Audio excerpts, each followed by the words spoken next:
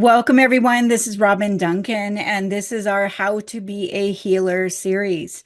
Today we are on Module 1, Part 2. This is preparing to be a healer. And last time we covered how to prepare spiritually, and this time we will cover how to prepare mentally and emotionally.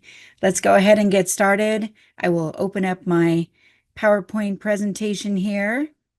How to be a healer, preparing to be a healer, Module 1, Part 2.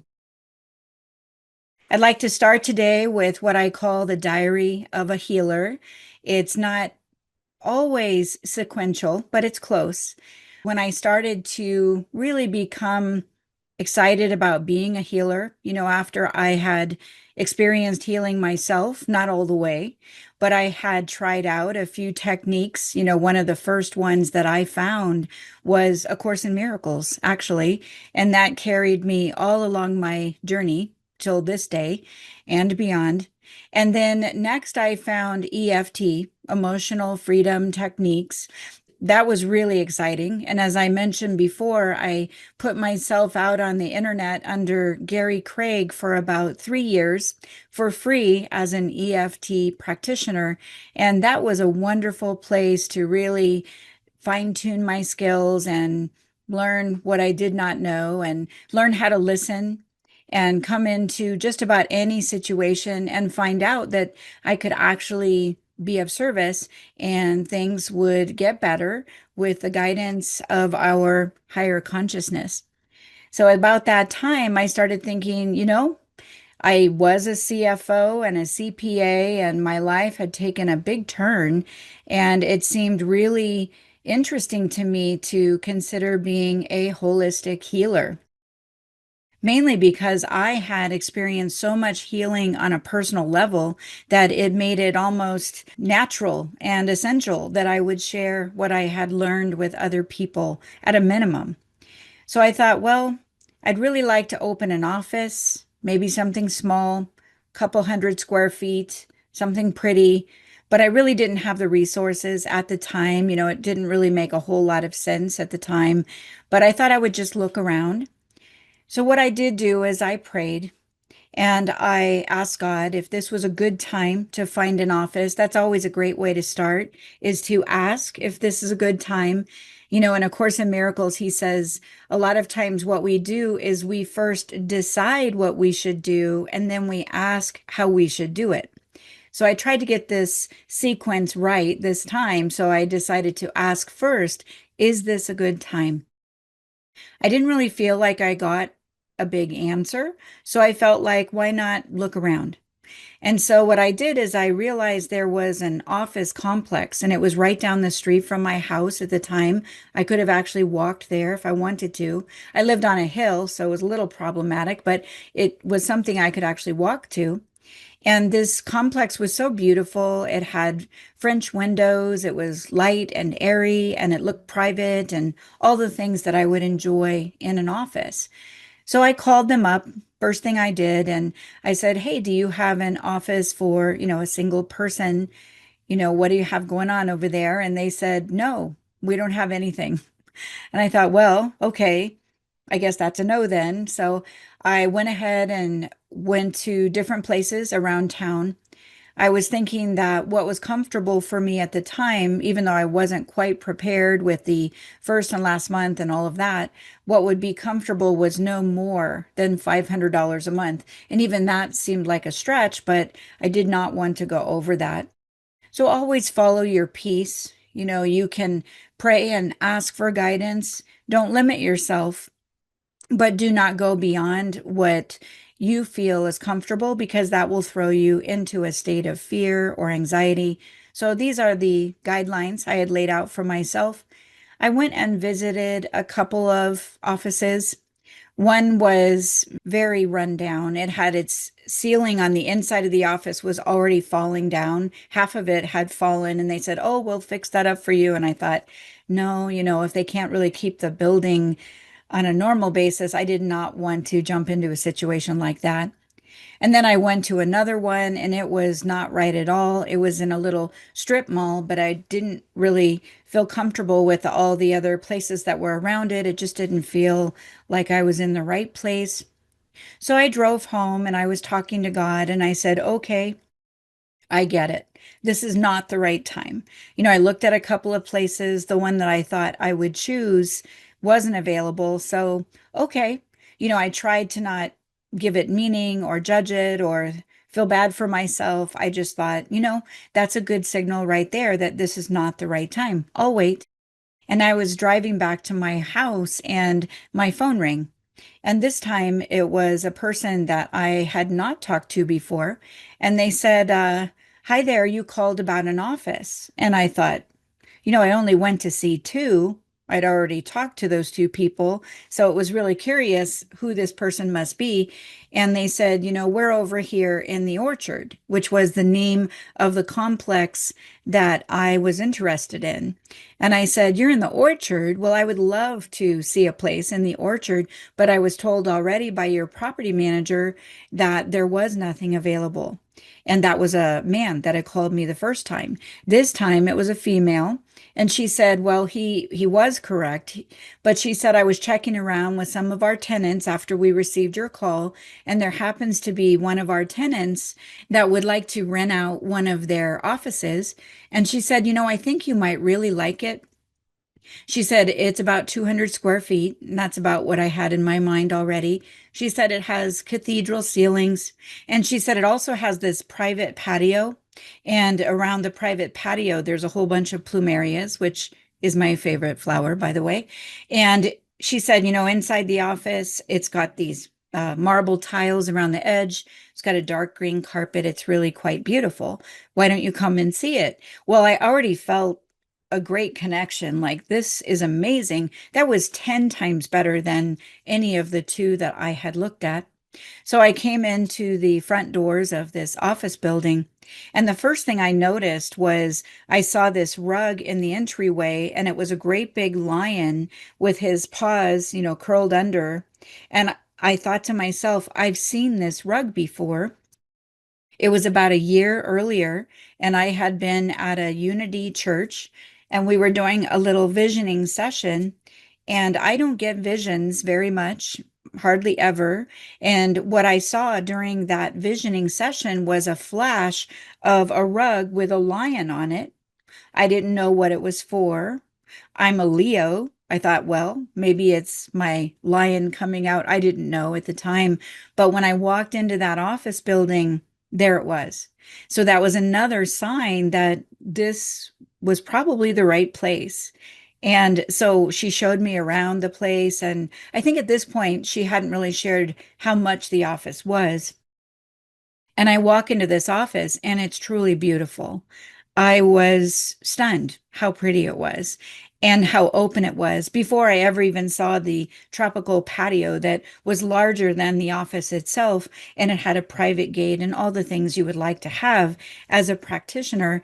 And she showed me to the patio and this private entrance. And I said, this is really fantastic. And it turned out that she, as one of the property managers, she was also very much involved with holistic therapies and really loved that sort of thing. And so she was really encouraging me to go forward. And I said, I was just really looking around and I wasn't really quite ready. And, I have to come up with a deposit and all of that. And she looked at me and she said, as you mentioned, this feels really right for you. How about if we just trust together that everything will come together for you? She goes, you just let me know. And it was amazing to have a property manager say something like that. She was just right in the groove of where I was at the time. So I didn't know quite what to do because I really didn't have that first and last month all put together. And I thought maybe I could swing the rent, but what about the rest? And I sat in the parking lot as I left and I thought, okay, Robin, don't decide against what God is trying to show you. He's trying to show you something. Let him finish. And I don't know if that was my thought or one that dropped into my mind, but I went home and I thought I would just pray more about it, get back to her. because she wanted to rent the office within the week. And I knew that it would rent. And I did ask her, how much was it? It was $500. You can imagine. So I get home, I check my mail, and there's actually a check in my mailbox for $880. And it said mortgage adjustment reimbursement. I had no idea what it was. I never even called about it. I cashed the check and I went ahead and said yes to the office. That was what I needed to take the burden off of that first and last month's rent.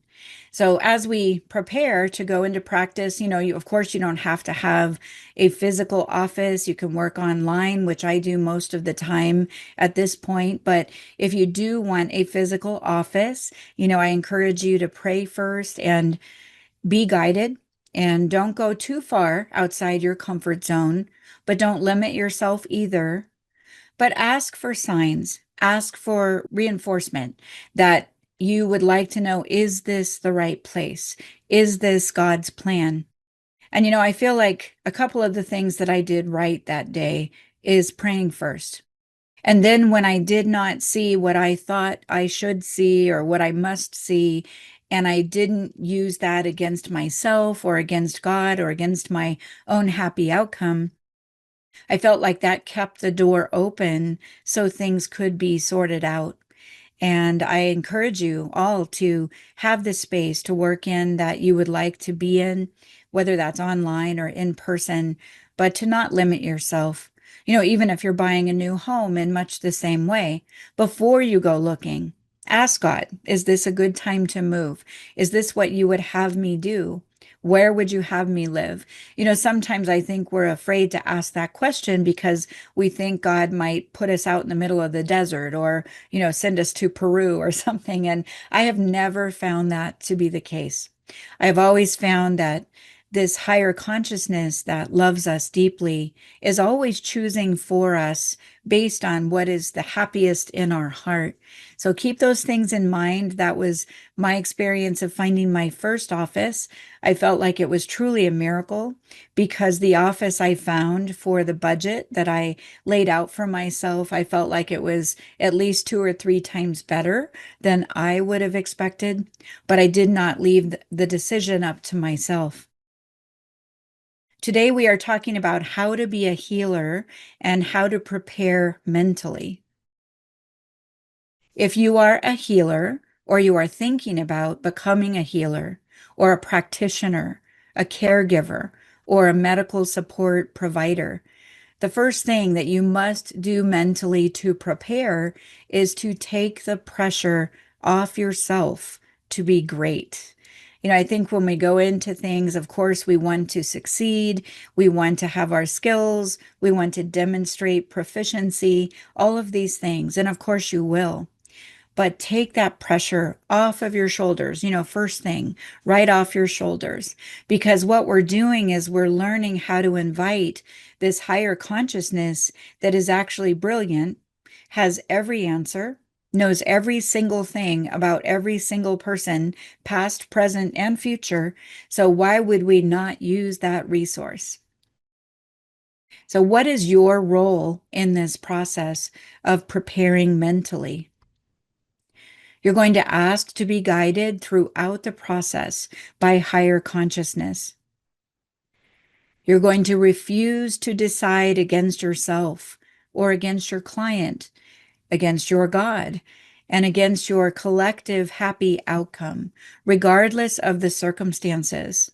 You're going to walk into a lot of situations that you may feel like you are unprepared, but remind yourself that you are walking with the one that is prepared and take that pressure right off of yourself again.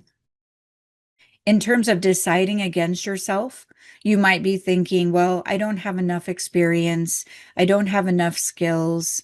I haven't been doing this long enough. What if I don't know what to do? What if I go blank? What if I don't have the answer? What if I get stuck?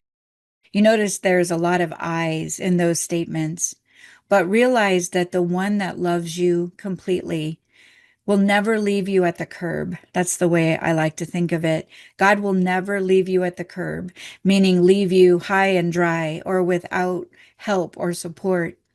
I have felt over years of doing sessions and sessions of all kinds, thousands of sessions.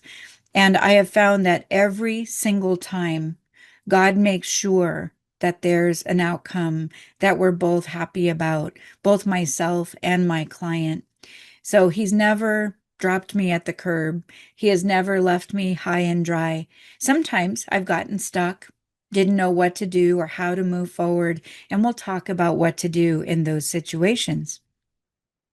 If or when you get stuck or stumped, you're going to ask for guidance and then trust what you receive. And that's not always the easiest thing. Let's say you're working with someone and maybe they've been in a car accident, it was a terrible car accident. So you're helping them to bring down their fear. You're helping them to release the trauma of that event. You're helping them to release pain in their neck and back that they've got as a result. And let's say you get to a sticking point and it seems like nothing's happening, nothing's working, and maybe your higher consciousness says, ask them about childhood events. You might feel a little foolish in asking that question. It almost sounds like you're shooting darts or you don't know what to do or you're just, shooting from the hip. But what I have found is if you'll follow that guidance that just comes in like a gentle nudge, some people think they don't have it, but everyone does. It will just come in as a strong thought. If you're not sure, take a moment in your mind and ask again. Dear God, I'm thinking you're asking me to ask them about childhood events. Are you sure? Because we're talking about car accidents here. What does that have to do with it? And you might get, yes, that's next. And or just a strong go forward. So don't think it's the clouds part and the lightning comes down and you're going to see it written in the sky. It really just comes through as a very strong thought, but the thought will be very peaceful and compelling. Follow what feels peaceful and compelling, even if it seems odd. So, preparing yourself mentally means that we kind of have to step out of the way. You might approach your client at this point and say, I'm just getting a bit of a hunch here. You're not going to say, God is telling me, that starts to sound a little daunting, right? So, I'm getting a bit of a hunch here that, there might be something in childhood that we need to discuss. Is there anything having to do with car accidents or things that made you feel the way you do now that might have happened before? And watch what happens. It'll be like the magic question, the one that unlocks the door. And they might say, Oh, I completely forgot about that. Yes. When I was 4, I was in a car accident and I went flying across the back seat.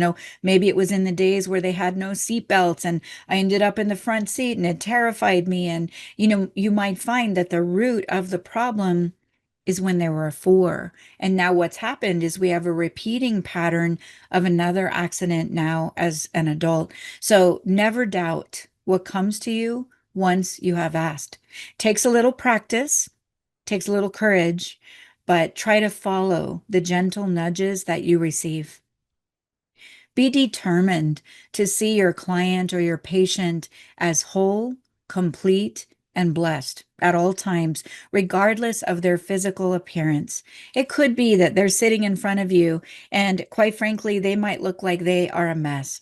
They might look like they are, haven't slept in 2 weeks. They might look like they are filled with anxiety. They might look like they are in terrible pain. They might have an awful diagnosis and they don't know what to do.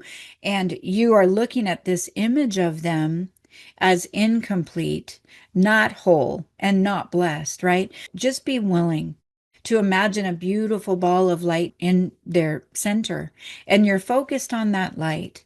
And that light is the one that you're communicating with. The appearance, the image that is sitting before you, those are the projections that we have made as the dreamer of the dream. We're going to look right through and beyond those images and into the light that their creator has placed there. And you're going to find that that helps them to rise up out of that situation and all of the pain and suffering much more quickly. Your job is not to fix them. It looks like it is, with you being the practitioner and they're coming to you and they're paying you. It sure looks like it's your job to fix them, but it's actually not. It is to help them to release their fear, their guilt, and their judgments and remind them that they are already whole. Now, that process, it can take a little longer than that because I call it the bear trap of the pain. That's when your client is standing in this bear trap of pain, whether it's worry or fear or pain or hurt or confusion or lack of resources, whatever their bear trap is. The first thing you're going to learn how to do is help them to release that bear trap of pain. And there's a very structured process that we use to find out what that bear trap is. So it's all coming from the mind, but it will feel like pain or discomfort in the body. So we're going to help them certainly to release that bear trap of the pain. But I want you to realize that you're not fixing them. You are helping them to take a look at all of those decisions in their mind where they had been deciding against themselves, against someone else, against their God, or against their own positive outcome. What is the role of higher consciousness? We are a team, so the role of higher consciousness is extremely important. Your higher consciousness is the healer in every circumstance. So you can just go, I don't even have to be the healer, right? We do need to show up. There's things that we do need to do, but remind yourself, no matter what's happening in that client session or with that group, the Holy Spirit or the higher consciousness, your God intelligence is the healer in every circumstance. The minute you decide that you are the healer and you are the one to decide how this should go and what needs to happen, things are not going to go nearly as well. Your higher consciousness is the only one that knows your client patient completely and understands what needs to be healed. I put what in apostrophes there because, you know, we think, wow, it must be the car accident. What we don't realize is no, it actually wasn't the car accident. It was actually that the car accident triggered their fear about being vulnerable or in danger. And that fear is what needs to be neutralized. Or it might be something else. It might be the person that was driving the car triggered them because someone else in another time and place was actually the one that made them feel that they were unsafe or in jeopardy. We might think it's the car accident because it was big and it was traumatic and it caused all these physical problems. But what you'll find is when you get to the emotional root of the problem as guided by your higher consciousness, that's when all that pain in the neck and the back just starts to reduce and be eliminated. Your higher consciousness will offer you everything you need to ensure your success in terms of thoughts, guidance, support, gentle nudges, wisdom, and resources to complete the process. Sometimes it will come through you. You'll get some gentle nudges. You'll follow them. They will be correct. Or it will come through your client, or it might even be someone calling in on the phone and your client answers the phone right there in the middle of the session. And you're thinking, why are they answering the phone? It could be that that's the person that has the answer that both of you need in order to go forward. So be willing to let God use every resource available to bring as much awareness to this session as possible. Your higher consciousness is in charge of miracles, and when and if they are appropriate, sometimes there's an instantaneous healing. Sometimes you might help your client get from a 10 in their pain to an 8 on a 10-point scale. But, an 8 is better than a 10. And you might wonder, well, why can't we get to a 0? If we have some improvement there, why can't we just go all the way? But what you may not realize is that on the back end of this, in the client's mind, they may not be quite ready to get to that 0. It might be way too startling. A Course in Miracles teaches that whenever healing would be seen as a threat, then the healing will stand down. It will wait because divine love is loving. It will never impose healing on a person. And you might think to yourself, well, when would healing be a threat? It sounds like a good thing in every situation, but actually, for some people, if you were, let's say, walking around in braces on your legs for the last 2 decades, and all of a sudden the pain that was in your legs is gone, and now you don't need your braces, your mind might just go reeling, thinking, well, what will my life be now? Will I lose my disability income? Will I be expected to go back to work? Will I, I'm not ready yet and my legs are not strong yet. And, all this fear comes into your mind because what we've learned is that the ego loves to get you preoccupied with the past and the worries about the past. But if you won't engage those and you're on your way to the healing, the ego jumps over the fence and it goes straight for the future. So you'll see this time and time again. You'll see that your clients, all of a sudden, they go into this like freak out zone about what's going to happen in their future. And I'm going to give you lots of different actual examples of that so that when you hear your client do that, it's actually a very good sign because it means we are on the road to this healing. The ego has lost them on the past and all of the preoccupation with the past, and it has now jumped the fence and now it's going after fear of the future. So the good news is we are halfway home and we have lots of things we can do to help your client feel much better about the future. Your higher consciousness is a perfect guide that is sharing perfect divine intelligence with you all along the way. Now, you may not know that yet, or maybe you do, but you may not trust that yet, or maybe you do, right? So it's a learning process. It's a development of trust. Even in A Course in Miracles, there's a process in the teacher's manual called development of trust. It says trust is not innate. You would think it would be, that we would come with this capacity to just have natural blind trust. But he says, nope, you have to learn it. You have to develop it and allow yourself that process.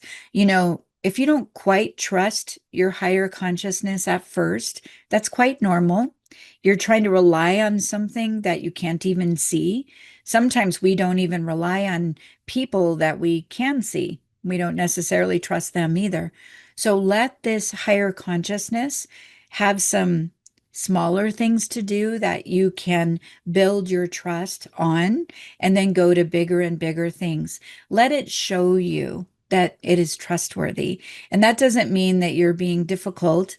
It's just allowing yourself to trust something you cannot see, and that might be new to you.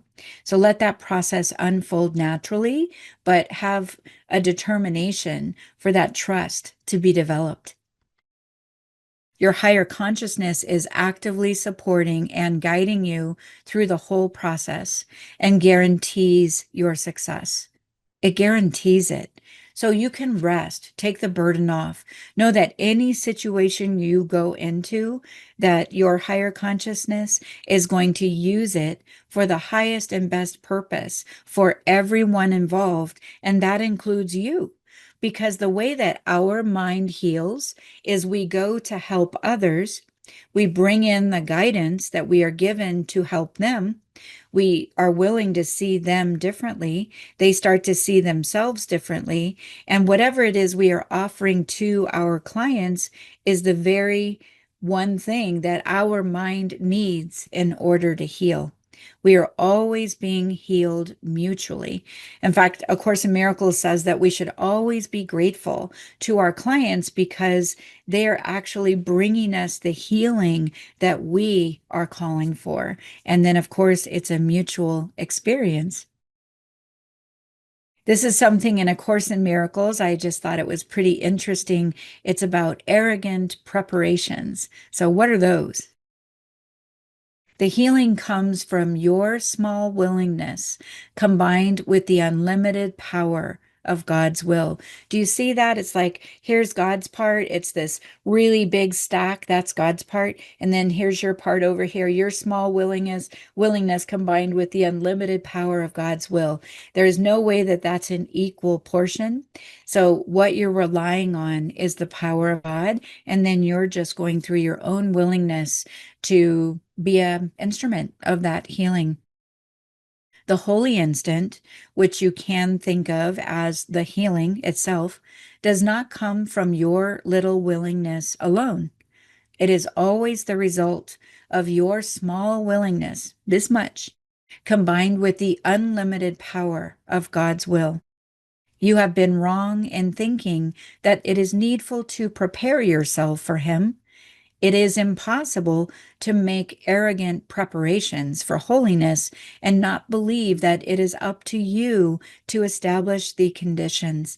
So let's avoid making arrogant preparations. And what that might look like is thinking that you have to have all the answers, or you need to know what to do or what to say, or have the magic formula that's going to make the other person feel better.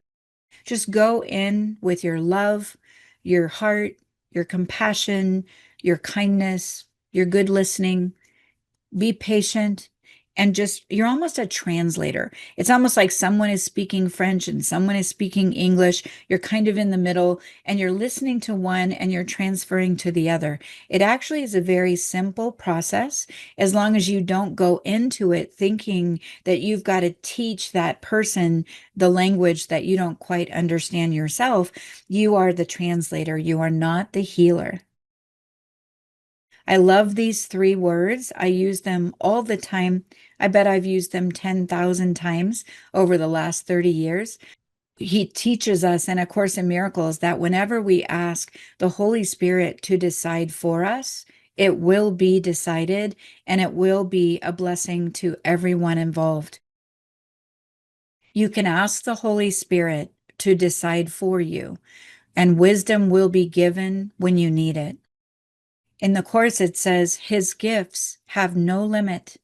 To ask the Holy Spirit to decide for you is simply to accept your true inheritance. Does this mean that you cannot say anything without consulting Him? No, indeed.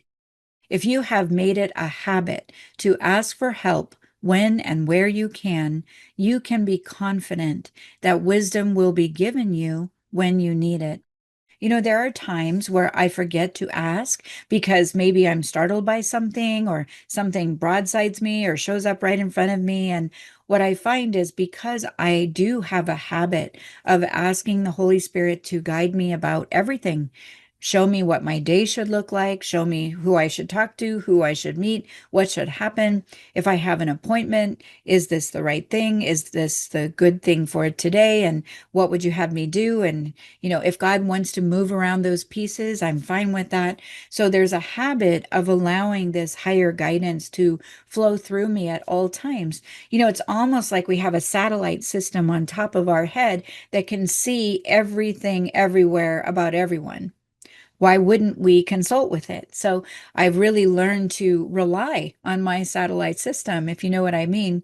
So when you ask a lot for that guidance, and it's a very natural part of your day, then even when you don't ask, you're going to get information. It's going to come to you eventually, even before you ask, which is really exciting.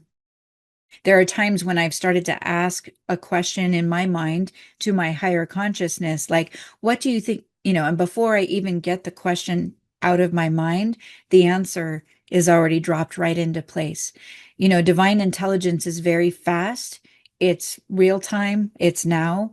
It doesn't need time to answer you. So you're going to find those answers come in very quickly, as long as there's not a lot of interference in the way. And the interference would be in the form of you trying to come up with those answers yourself, you trying to orchestrate the plan, you thinking you know best.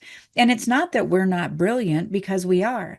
But the problem is we have taken on fear and doubt and sometimes, really deciding against ourselves or thinking we are in over our head or, all kinds of things that have created static in our mind. So when that static is gone, you're going to think with God. There's not going to be another voice. So that's a convergence. It's like we start out as a healer, feels like we're over here, Holy Spirit's over here, and we're kind of converging. And as we go along the process, you're going to find eventually there is no other voice. And that's pretty exciting. I can't say I have that 100% of the time because when I am in fear, which is rare these days, but when I am, there is still another voice because the other voice is never in fear. And so it will always feel like there's two voices when one voice has decided on something less than the other voice has decided on. So it will only feel like two voices until we don't have any disagreement. I call this the servant's prayer. It's a beautiful section of A Course in Miracles. It's in chapter 18, section 4. So rather than seek to prepare yourself for God or for the session or for being the perfect therapist practitioner, do this instead. Try to not substitute your plan for his. It takes some practice. We are pretty used to trying to come up with a game plan on our own because it could be up until now you have felt like you have been on your own. So it's an old habit. Old habits die hard, right? But we can try. We can make room for God's plan. You can even start a session before your client gets there or before you start. You can say, dear God, I give you this session to be used for your purpose, according to your will. Will you decide for me about how this goes, the things we talk about, the things that we are able to make better for this client so that they have far less burden? Will you use it for the coming of our peace? So you could do something like that before you start. You can take these words straight from A Course in Miracles. You might want to type it up on a small piece of paper to have on your desk, just as a reminder. I who am host to God am worthy of him.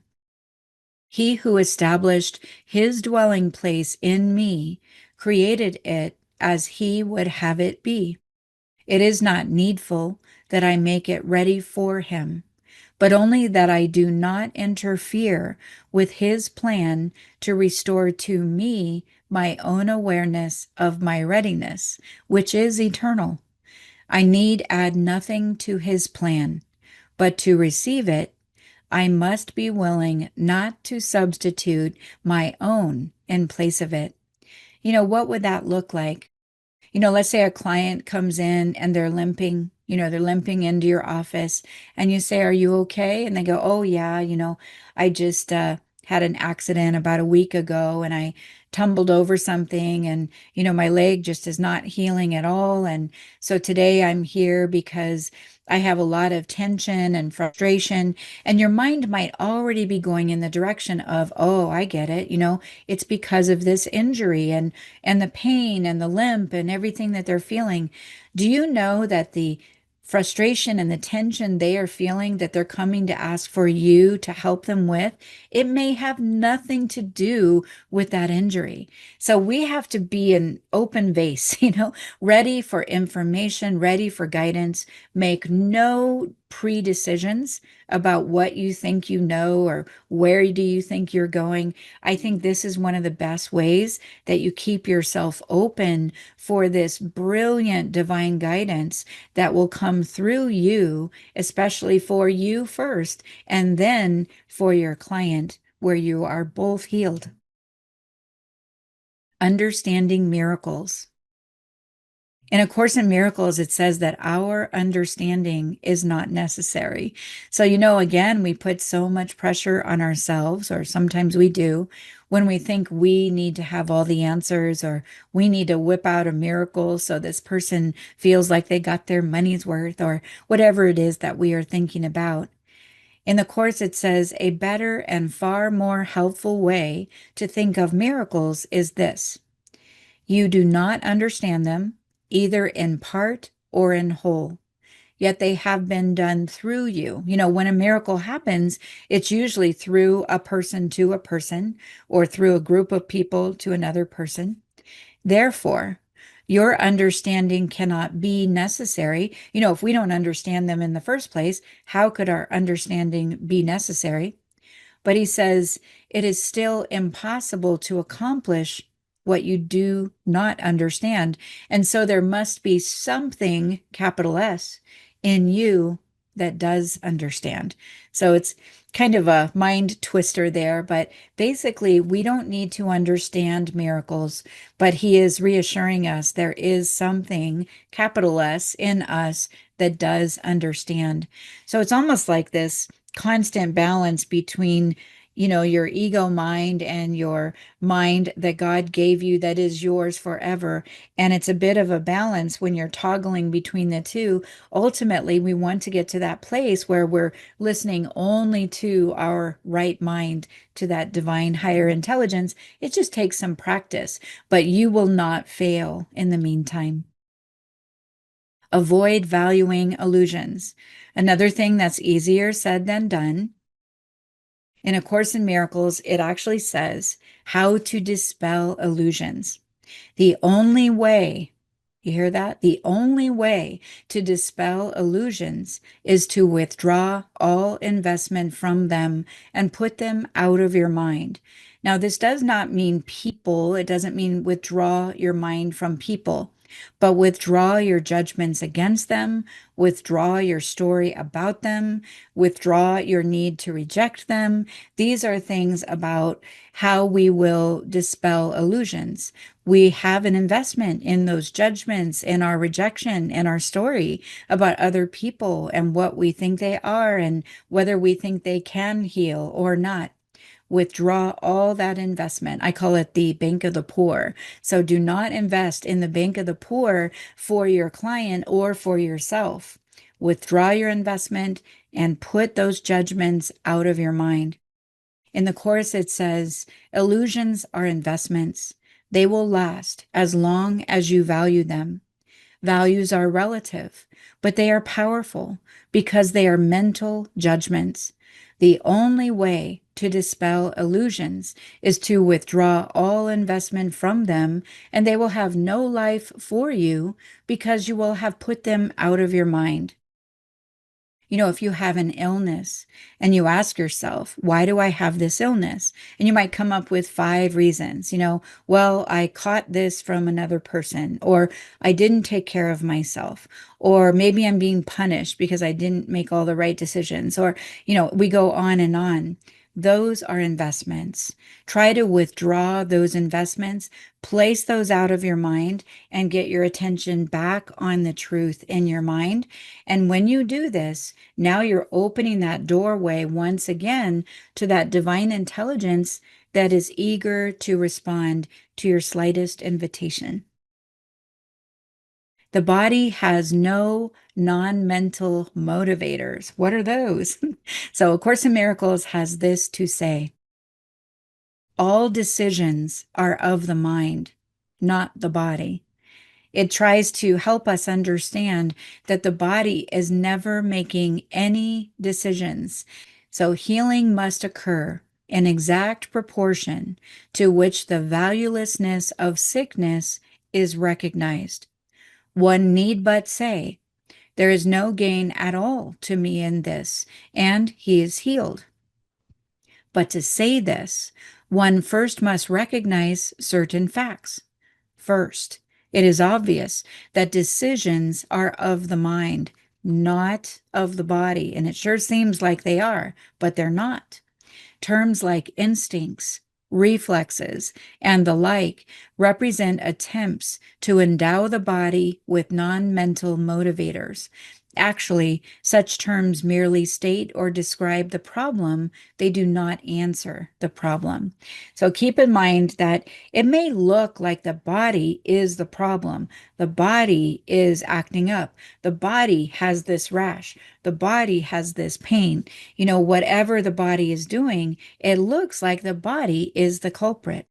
But we must understand as healers, and I feel like this really helps you bring your healing repertoire to a much higher level is to understand that this thing between our ears, not the brain, but the consciousness that we are listening to, whether it be our own ego or whether it be the Holy Spirit, teacher of peace, the one that we are listening to is the one that is driving the outcome we will have.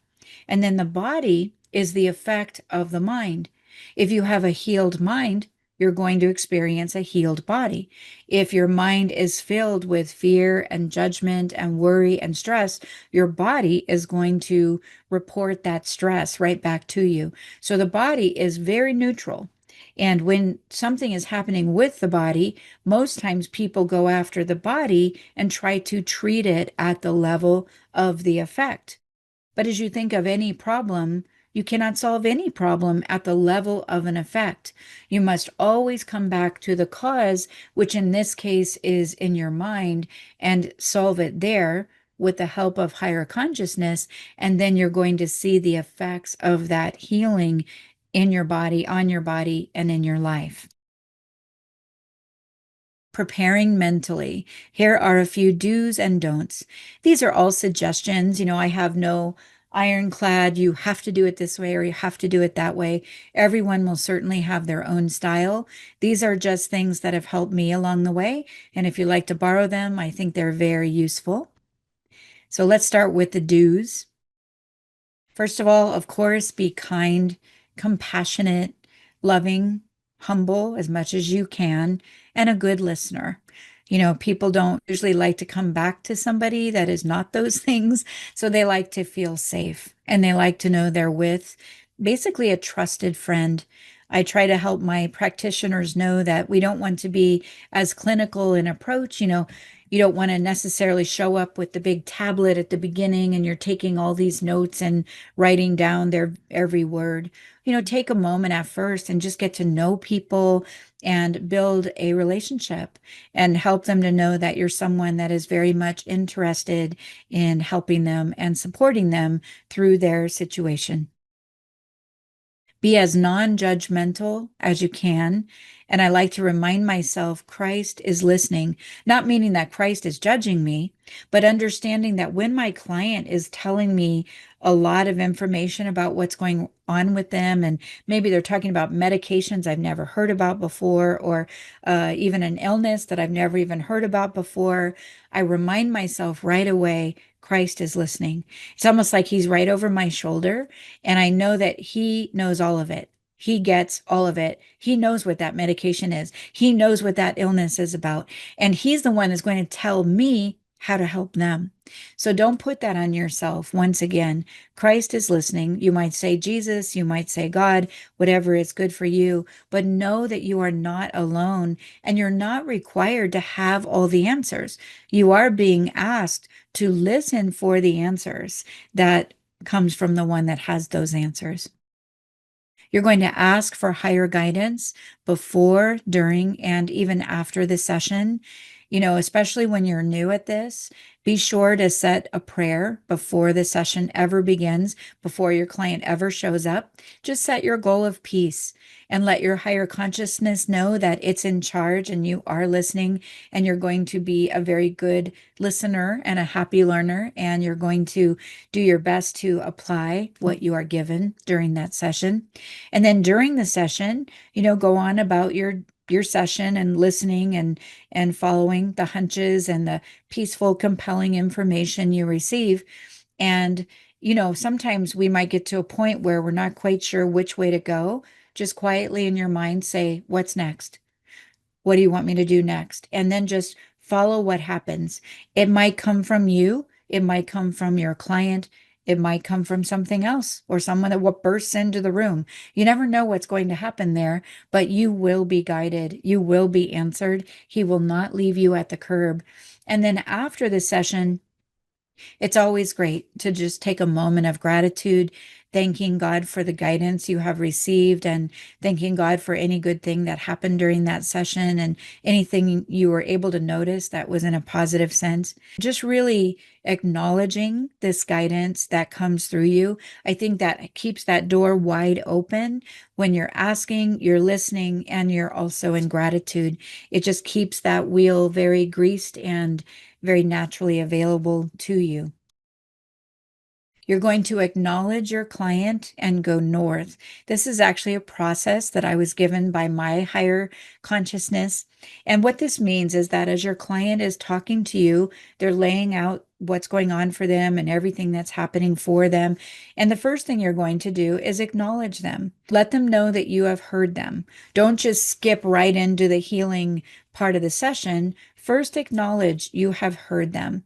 It might be something like, it sure sounds like you're going through a tough time right now. And, how long have you been going through this? Or we have a whole list of questions I'll be sharing with you in other modules that give you every single question you could possibly ask. You don't have to ask all of them, but they're all right there in front of you, making it so easy. But the first thing is just acknowledge them with no judgment, almost like you are just friend to friend. If your friend came to you and told you all of these terrible things that are going on for them, you're not going to say, well, that's not true. And I don't know why you feel that way. You're not going to reject them and judge them. You're probably going to have compassion and indicate that you care. And, it sure sounds like they're going through a tough time. And let's get on with that part of the healing session where we can get some good transformation going for them. Usually they're very eager to do that. There's times when your clients don't stop talking. That's not good because we need to get to the healing part of the session. I'm going to give you lots of ways to learn how to very politely and in a nice way help them to redirect. And what I call is going north, which means to go towards the healing, go towards the peace, go towards that divine guidance and wisdom. So acknowledge them, and then you're going to gently help them turn in the direction towards the healing. And that's a bit of a process that I will be teaching you step by step. You'll be an expert. Remind yourself that your perfection and greatness is not required, that you are calling on the one that is perfect and great. And again, this is not to minimize us in the process, it's to understand the roles that are being played. It's like having a brilliant scientist, talk right through you, and you're writing down the notes that the scientist actually cannot do. So it really is a pair, it is a team. So we are the instrument. We are the ones that are the hands and the touch and the voice and I call it the boots on the ground. And so your part in the healing is not small, it is not minimal. But if we understand our part and we make room for higher consciousness to play its part as well, we have a perfect team in action. You're going to be obedient. Some people don't like that word. I personally have no problem with it because I am listening to guidance that is brilliant. Why wouldn't I be obedient to that guidance? It knows exactly what to do, when to do it, how to do it, what is needed to fulfill it. So we're going to be obedient to what we hear, meaning try to execute it the best that we can. We're going to try to trust that guidance we receive and be faithful to the guidance that we receive. I'm going to tell you just a quick story here. I'll break away.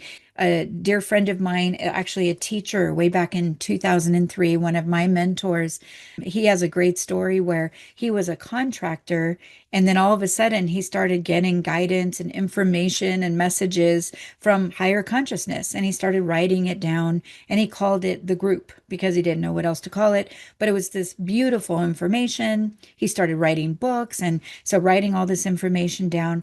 So he's sitting in an airport one day, and this is about being obedient, trusting, and faithful.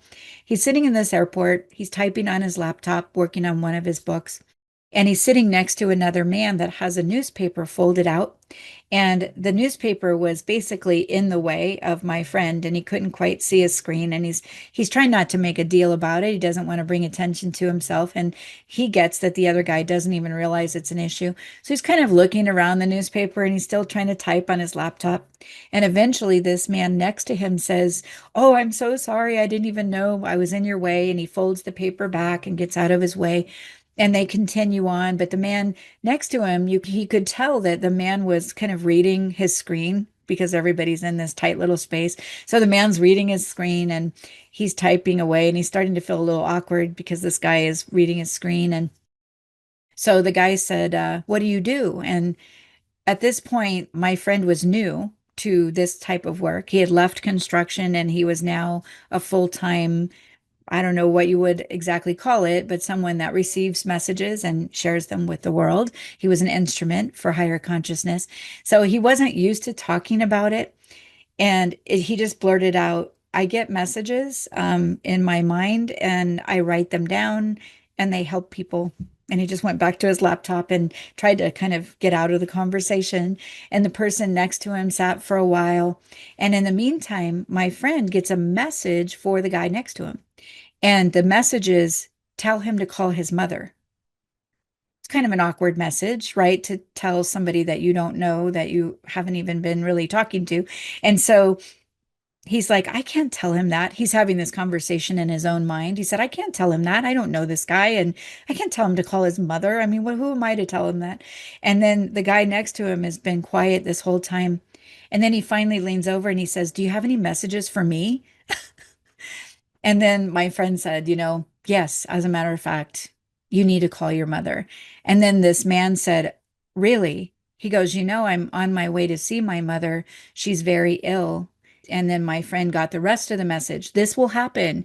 You deliver part one, and then after you deliver it, you get part two. So be aware of that because sometimes you just get this very brief message. You don't know what it means. You feel foolish even sharing it. But as soon as he gave the first part, he was given the second part.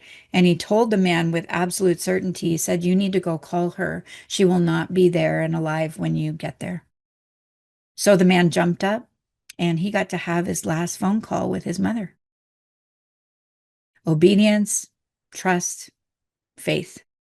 It really taught me something way back then because if some, big burly guy that's a contractor can be willing to be brave like that, then I could too. And it's happened to me as well.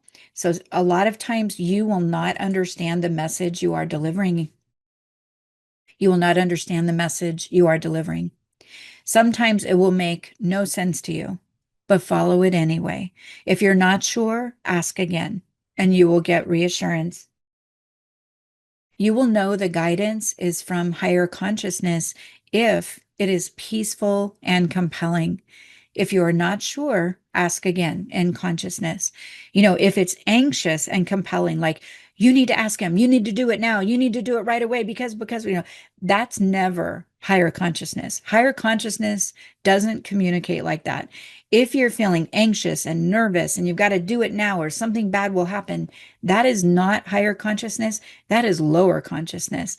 When you're not sure, ask again. See if it comes through in a peaceful, compelling way. If it does, do your best to trust it and share the message.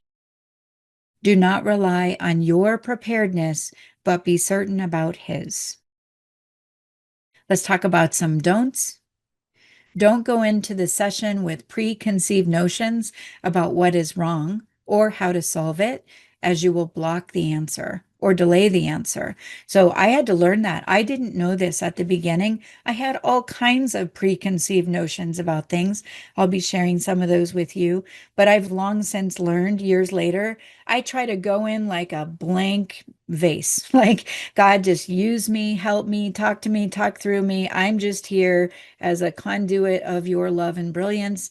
I don't need to be brilliant because you are. So I try to show up as empty-minded as I can and know that I don't have these answers and I'm calling on the one that does. Do not decide against yourself, your client, your God. or your collective between the two of you or whoever is present, your collective, peaceful, positive, and remarkable outcome. I want you to walk into every session imagining it's going to be miraculous. It's going to be fantastic. It's going to be wonderful.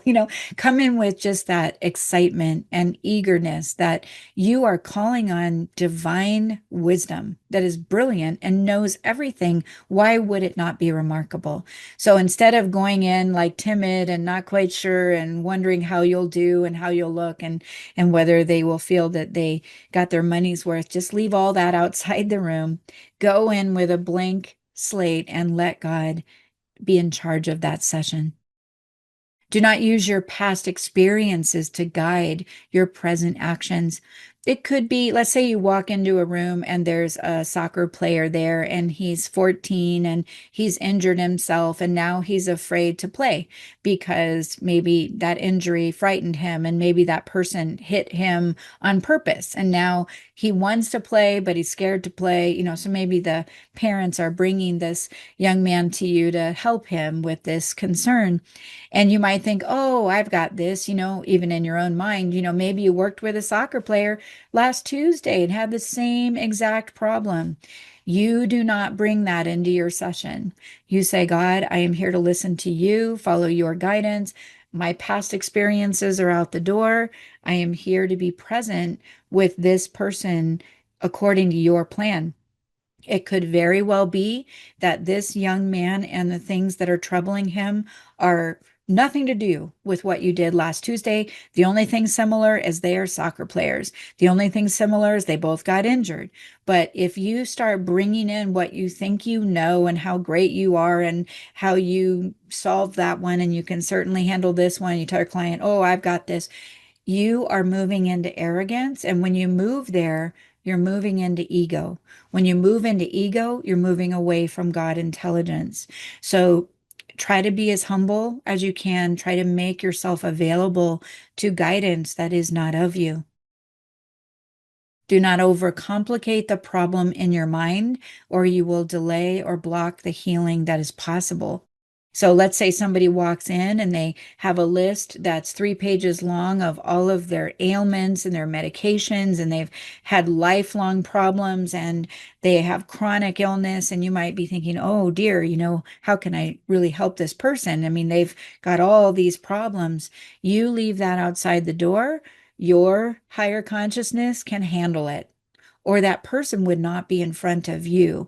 So you have to not overcomplicate it in your mind. In A Course in Miracles, it says that when we do that, we actually remove the problem from being healed because we have overcomplicated it in our mind. We've assigned complexity, and then we get to be right about the problem not being solved. Try to not overcomplicate it. Remind yourself there is no order of difficulty in miracles, and move on and let God tell you what needs to be done here. Just have fun with it. Do not lead your client or patient to believe that you have something they do not have, such as higher understanding, connection, psychic ability, greater wisdom.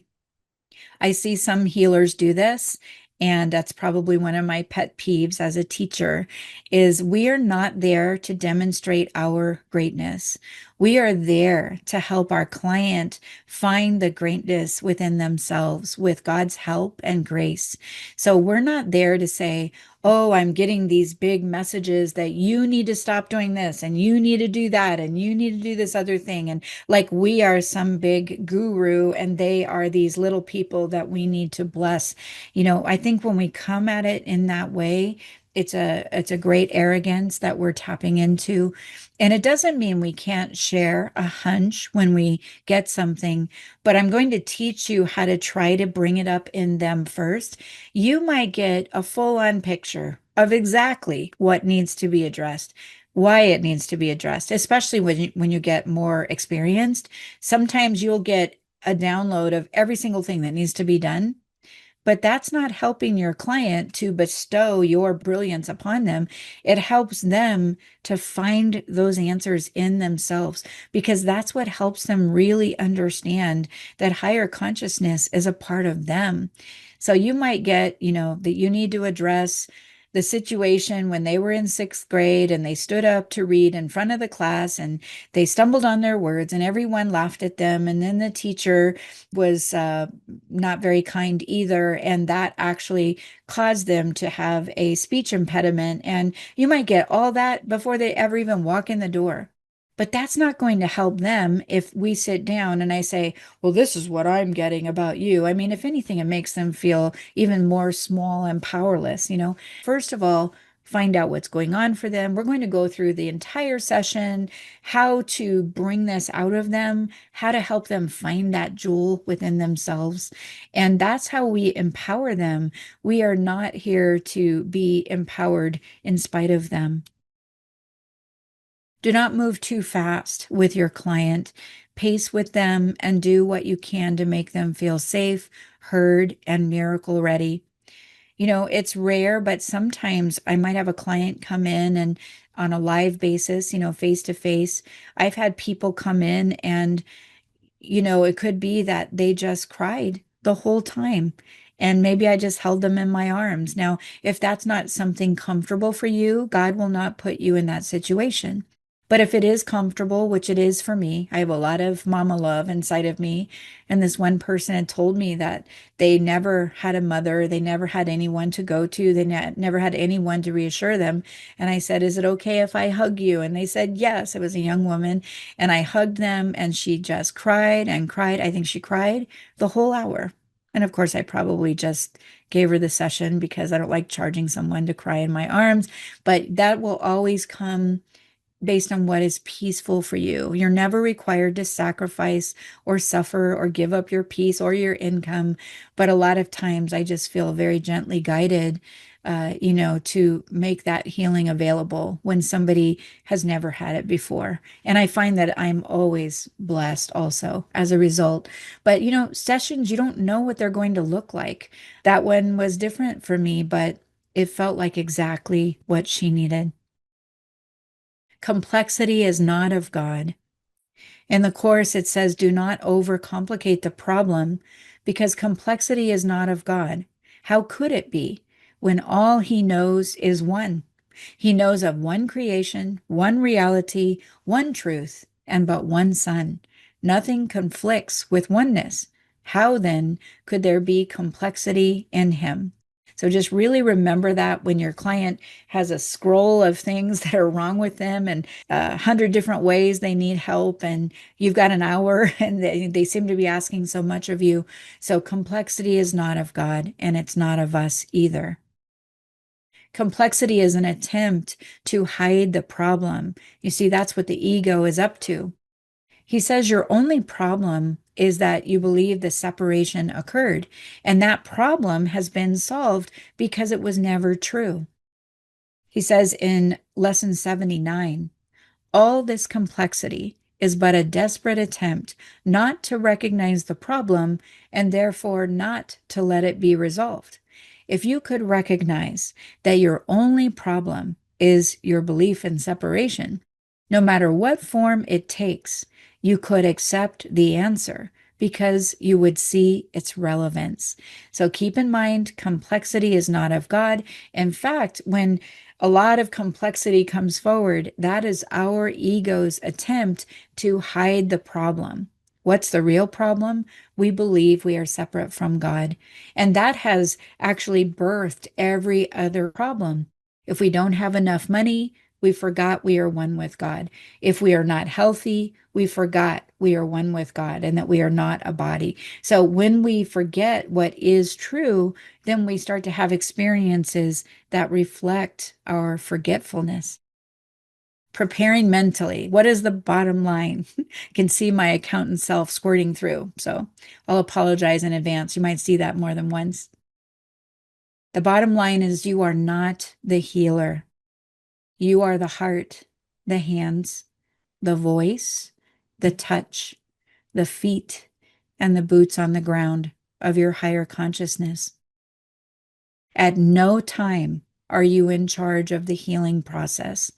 This is different. I know it's not what other teachers teach most of the time. It's not what other schools teach most of the time. They count on you to be brilliant and prepared and have your act together. And of course, we learn skills. I'm going to teach you traditional healing modalities that work very well, but I really want you to have that foundational understanding before you ever use those tools, because your healing sessions will be miraculous, off the charts. The more you take yourself out of the role of being the decision maker, the more you will hear the guidance of your higher consciousness and be able to successfully execute the instructions you are given. Remember, it's not coming from us. We have to keep our mind open so that when we get a hunch or a nudge in a certain direction, or someone else does, we can weigh that in and see if that feels what peaceful and compelling, and then we move forward. If we're not sure, we ask again. You are never fixing anyone. What God created is perfect, whole, and complete, and does not need our improvements. You are reminding yourself through your clients and patients that you are and they are already whole. As their mind is healed, your mind is healing along with them. So these are the things to keep in mind. Stay focused on their wholeness. In fact, A Course in Miracles says that when we see the whole world as whole instead of the appearances that we have made, when we acknowledge and recognize each one of them as whole, he said, perception ends. That will be the last part of perception. All right, let's shift over to preparing emotionally. Be prepared to cry along with your clients and patients. Sometimes, at first, I probably cried every session, at least a tear or two.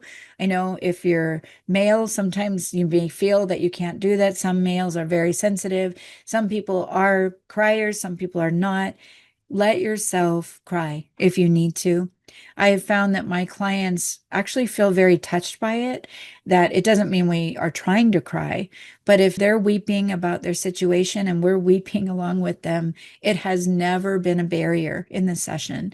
If anything, they feel very heard and held and understood, and just let them know, oh, don't worry about me. I cry along with everyone. It's just my heart is with you. If that happens, don't worry. Don't feel inadequate or powerless. We are human too, and we know what we've been through and what other people have been through. And sometimes what they've been through is so sad. So let yourself cry if you need to. You will need to cry less and less as you get more experienced, not because you get better at holding it. You will get better because all of those things that used to get triggered in you by your clients because they're going through the same things, those things are being healed in every single session. And all of a sudden, the old things that used to make you cry no longer have any feeling in terms of making you feel bad. It's just a very neutral feeling. It's kind of like looking at a picture on the wall. And when we're new at this, we might feel like we're in the picture of pain. And as we get more experienced, we can step back and we can still see the picture of pain, but we're no longer in the picture. That helps a lot. And then we don't have to weep quite as much. But don't stop yourself and don't judge yourself if you do. This is not weakness. This is a natural effect of love and compassion.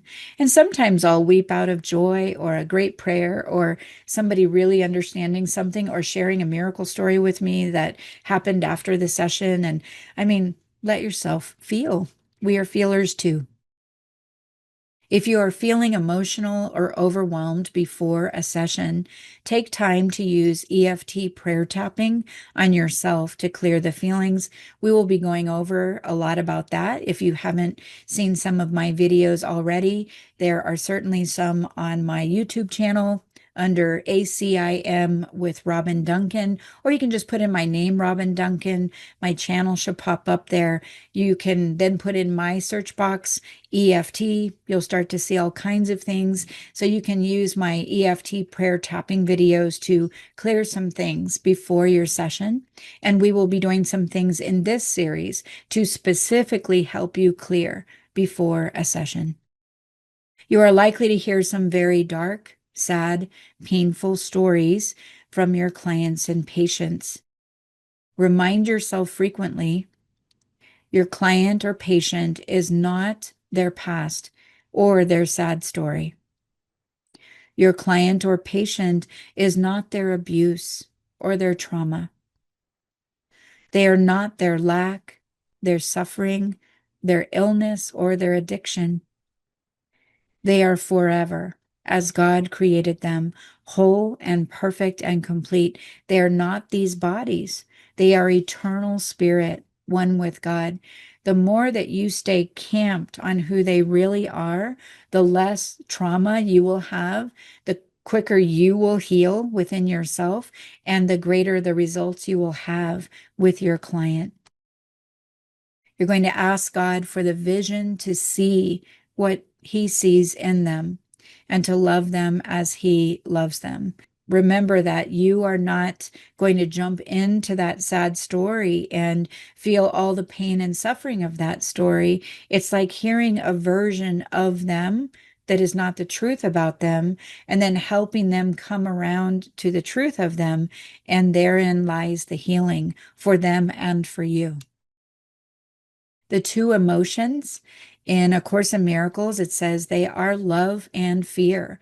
You know, it might feel like we have many emotions like nervousness or anxiety or stress or confusion, you know, all these emotions that we might go through.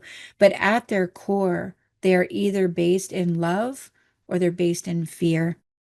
It says you have but two emotions, one you made and one was given you.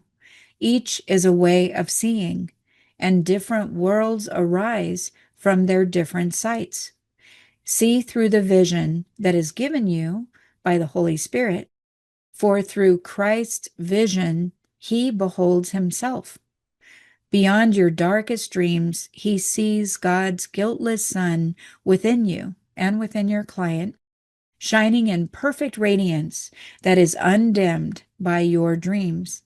And this you will see as you look with Him, for His vision is His gift of love to you, given Him of the Father for you. So God has given us a vision through Christ that comes through Christ to us to give to our client. So when we come from love, instead of fear, try to leave that out of the room, out of the session.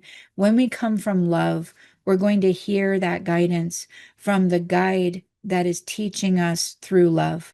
When we go into fear and self-doubt and self-judgment or judging the client or going into complexity, now we're going to be listening to our ego, the one that we made, and then we're going to have much different results, ones that are not so positive.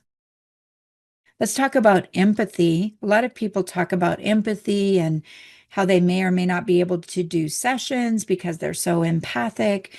I'll give you my viewpoint on that. We learn through definition, it says empathy is generally described as the ability to take on another person's perspective, to understand, feel, and possibly share and or respond to their experience. An empath is generally described as someone with an extraordinary level of emotional sensitivity. They're able to sense, absorb, and even take on the feelings and energies of others as if they were their own, going beyond typical empathy, which is just understanding another's perspective.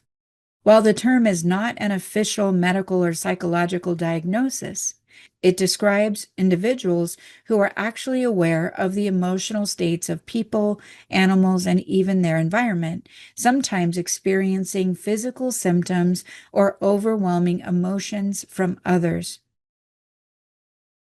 I have my own definition. You know, that's a pretty complicated definition. And it would serve to reinforce that you are empathic, you're overly sensitive, that you're going to somehow suck up or absorb all the bad stuff from this other person. Maybe you should just stay away from them. So these are things that cross people's minds when they start to do the healing process because they feel somehow the bad stuff might get on them and then they'll feel worse than they already do. But here's my take on it. After thousands of healing sessions and observing myself, my clients, students, and graduates, I have concluded that those who feel they are extra sensitive or they are empaths to the negative feelings of others are actually experiencing their own unhealed hurts, pain, negative feelings, and emotions being triggered during the healing process. So, what I'm saying is that let's say two people sit down and one person, the client, starts talking to the practitioner about how their father left them when they were 4 years old and it was horrible and there was a big argument. And, the practitioner, let's say, is just crying at this point and they're really feeling like this client of theirs, that they're feeling them so deeply and they're really tied into them and that they're very sensitive. But what I have found in working in group situations where my practitioners are practicing with one another, what's actually happening is your client's story, that very sad story of pain and loss, is now triggering the practitioner and their sad story of pain and loss. So the client may not realize at all that their situation is triggering something within their practitioner. And then the practitioner has this big reaction to that story. But you see, this is all divine. It's on purpose because as the practitioner is willing to be a healer in this process and allow divine guidance to flow through them, helping their client to get through that feeling of loss and pain and grief, guess who gets that first? The practitioner receives it first, even before extending it to the client. And so the practitioner's pain and grief of their own lost situation is being healed while they're extending it to their client. And this happens almost every time. So you can expect that. So don't try to be perfectly intact and have everything together. There's going to be times where you just really get triggered by something, and you're going to go through the same process of listening and extending what you are guided to share. And it's going to be healing you first, and then your client, and everyone will be blessed. So I feel like being an empath, I don't mean to minimize people that believe they are empaths and they are extra sensitive, and perhaps they are. But I would also have to conclude that if I sat down with that empath, the things that are triggering them, the things where they feel that they are overly sensitive about, I bet you we could find some roots there within them where they are still very much hurting, where they have wounds that have not yet been addressed. And then when they hear that painful, sad story of the client, it's coming back up for them. And that's all on purpose so that both parties can be healed. Time and time again, I felt like I should be paying my own client because I got so much healing from this session that we did together. And I tell them that sometimes, and we have a good laugh. And so far, they haven't asked me for that payment. But anyway, it sure feels that way sometimes. So, in other words, my contention is that the more pain, hurt, sadness, guilt, anger, and resentment that you have tucked away in your own personal vault within you, the more likely you are to be triggered or extra sensitive to your client's feelings during a healing session.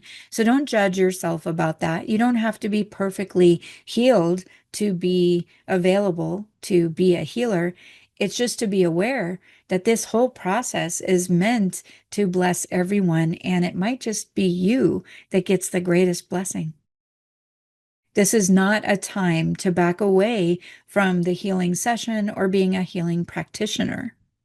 This is the time to fully surrender to your higher consciousness and let both of you be healed through the healing process. Be brave, trust his gentle, loving plan, and allow the healer to heal through both of you. I've never found that my clients were offended when I had a reaction to their story or their situation. I think, if anything, they feel even more connected and that I truly understand what they're going through. So I don't try to make myself cry, but sometimes it does happen, and it's never anything negative. Preparing emotionally. It is very likely that your higher consciousness will pair you with people that need help in the areas that you are struggling with. This will happen over and over, and you'll just shake your head and think, oh my gosh, I can't believe I have to talk this person through something that I was just letting God know that I have trouble with. And then here they are.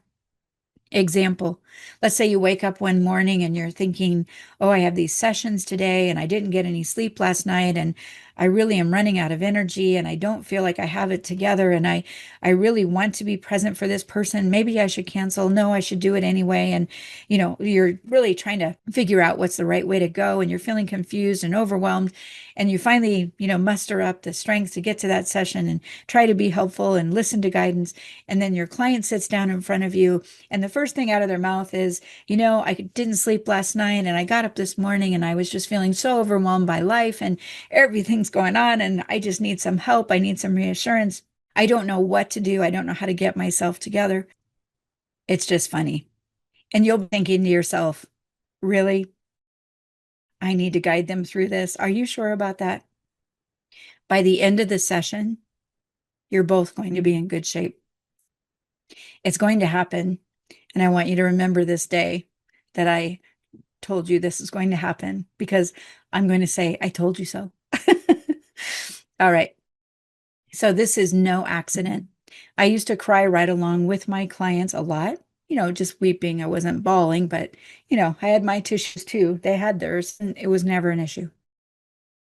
This is divine wisdom at work when you're paired with people that are prompting you, guiding you to help them, and then they help you, and everyone is blessed. You may feel completely unprepared to help them in those areas because you have not been able to move beyond your own obstacles. Remind yourself again, you are not the healer. As you are willing to show up and you offer your love, compassion, and willingness to help the other person, you will both be healed every time. It's not sometimes, it's every time. Sometimes you can spot it right away. It's very direct. Other times you'll just see that there's a consolidation of healing that has happened from all of those sessions, and you have an inner strength and certainty that you did not have before, and it was because of these sessions. Try not to fight this process as it will only delay your healing. So even if you're not feeling completely prepared, remind yourself that God is prepared at all times. Be determined to trust that the perfect guide within you is going to guide everything flawlessly. Then step back and let him lead the way. He will never leave you at the curb. He will never make you do things that you don't like, outright don't like. It will always be gentle. That which is guiding you is pure love. That guidance would not ask you to do something you hate any more than I would. I don't want you to do something you don't like to do. I would always encourage you to do things you love and things that you enjoy and things that inspire you and things that really help you to feel connected with the world and the people around you. Of course, God comes from that same love. The client is your mirror. Fear not to look in the mirror. He, being that other person, is the mirror of yourself, wherein you see the judgment you have laid on both of you. The Christ in you beholds his holiness.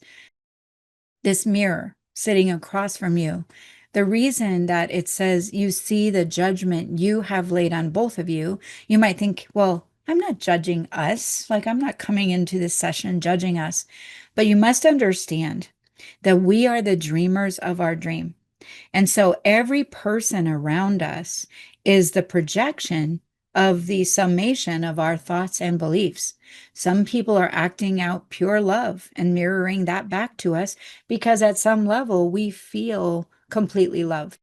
Other people are mirroring a feeling of not being loved, or they're mirroring disrespect, or they're mirroring being stressed out, and they are mirroring those beliefs we have within ourselves that we are stressed, or we are tense, or we are overwhelmed. And then somebody shows up to mirror that right back to us. The original judgment came from us, the dreamer of the dream. We projected the summation of our thoughts and beliefs on the world we see. I call it your radar screen of life. Your radar screen of life is a reflection of your inner thoughts turned outward. So when somebody shows up and asks for healing, do you realize what a wonderful opportunity that is? That means one of your projections, one of your unhealed thoughts made manifest, is showing up in front of you asking for healing. And then you're going to ask higher guidance how to help them. And then both of you are going to benefit.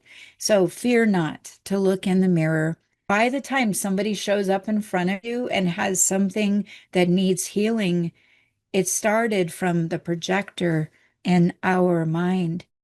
But Christ in us always beholds their holiness and not the appearances that we have made. So you've got a place within your mind that always sees and knows their true self, their perfect self, and you are deferring to that divine understanding all throughout your session.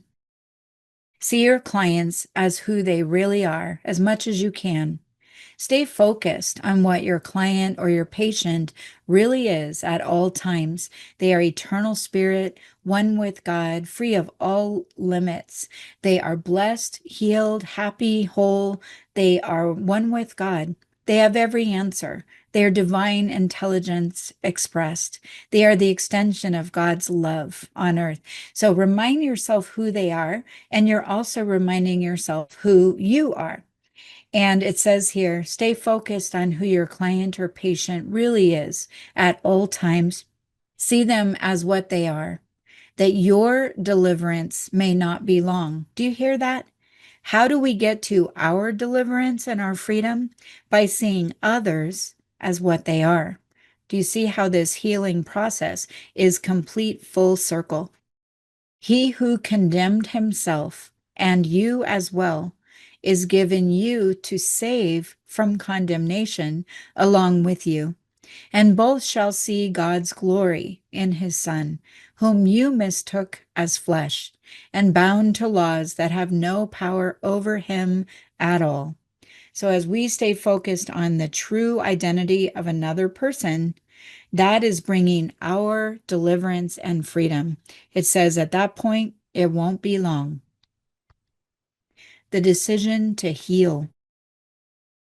This is the first step towards recognizing what you really want. And that is the decision to heal, or the decision to help heal. Any of those qualify. In the course in chapter 11, it says, if sickness is separation, the decision to heal and to be healed is the first step toward recognizing what you truly want. That might be an odd thing to think that it's the first step in recognizing what you really want. It says in A Course in Miracles that what we really want is to remember what we are and what God created us to be. So that is the first step, is to step towards healing or to step towards helping someone else to heal. That is the first step towards remembering your true self. Because when we remember our true self, there's nothing out of order. God did not create problems for us to have. Sickness is not some part of our life at that point. Every attack is a step away from this, and every healing thought brings it closer, meaning your own deliverance. Healing thus becomes a lesson in understanding, and the more you practice it, the better teacher and learner you become. So take in a nice, deep, relaxing breath. today as we were talking about how to prepare mentally and emotionally. I just like to finish with another diary entry, an audio version. I call it the Unplanned EFT Workshop. So, way back when I had never done a workshop before, I had been doing one-on-one healing at that point, I would say for about 3 or 4 years. And I was very comfortable working one-on-one at this point, and I had my office and things were rolling along. And I thought, I should do a group workshop.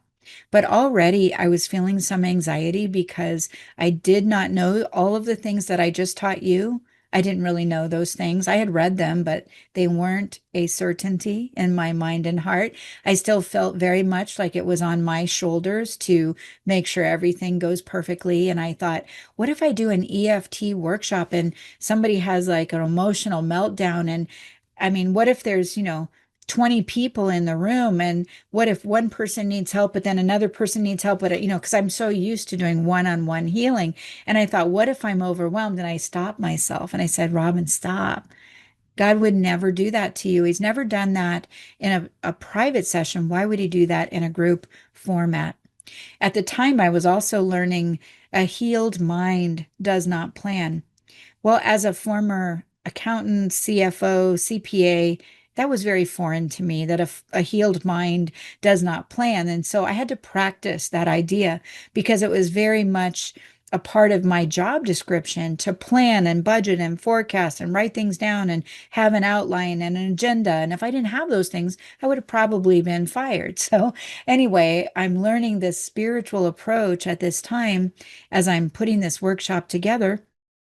I picked the place where I would have this workshop. It was just a place that had other workshops like that. And I just called it an EFT workshop and put the word out. And I decided for the very first time, I was not going to plan the workshop, meaning I was not going to have an agenda or an outline.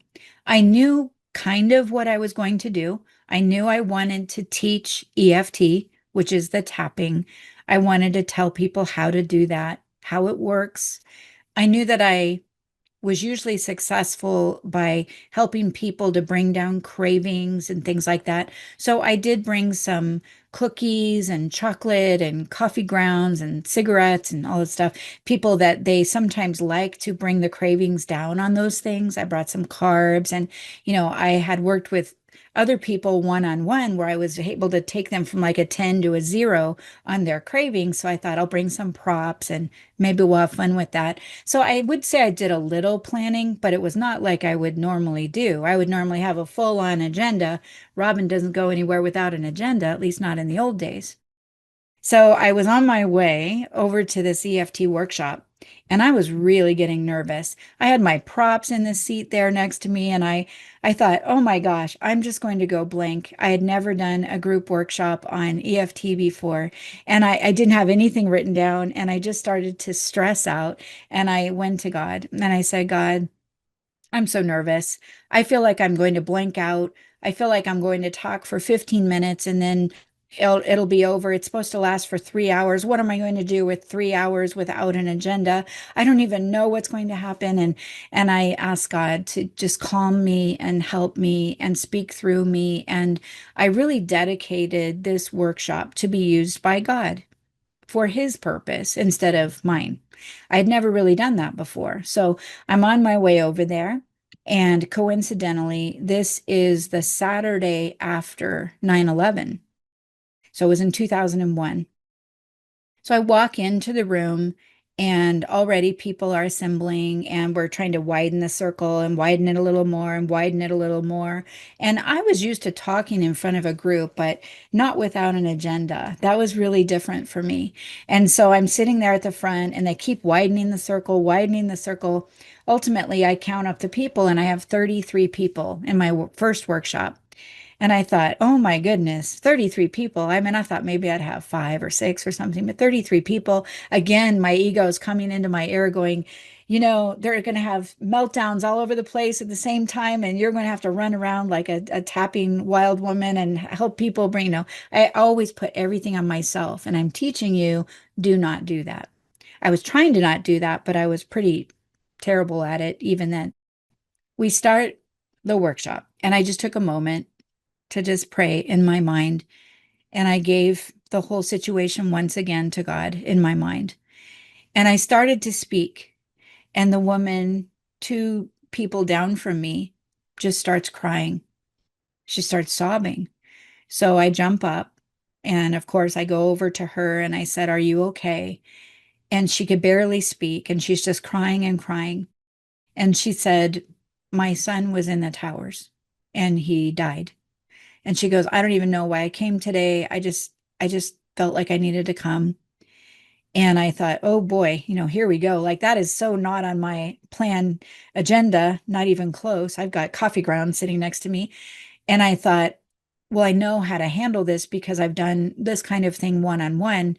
And so I asked the group, I said, would it be all right with all of you? I said, and I asked my client privately, I said, would it be okay if I let them know what's going on, or would you prefer that I don't? And she said, no, it's fine.